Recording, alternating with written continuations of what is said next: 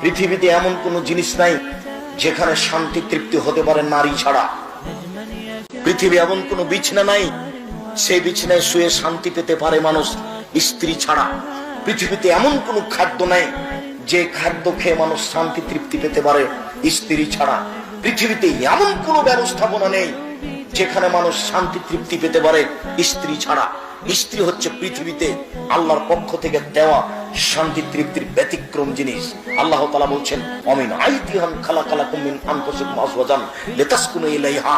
পৃথিবীর মানুষ, আমি তোমাদের পক্ষ থেকে তোমাদের স্ত্রীদেরকে সৃষ্টি করেছি যাতে করে তোমরা সেখানে শান্তি তৃপ্তি পেতে পারো।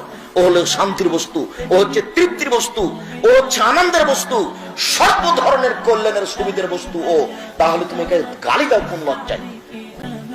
তোমার কথা আমি বলেছি, জীবনে তুমি কোনোদিন বলবে না তোমার ঠোঁটটা মোটা। একবার যদি ঠোঁট মোটা বলো তাহলে তোমাকে 10 বছর ভালোবাসবে না। ভুলে তুমি বলবে না তোমার রংটা কালো। একবার যদি রং কালো বলো তাহলে মনটা ছোট হয়ে যাবে, 10 বছর যাবত তোমাকে ভালোবাসবে না।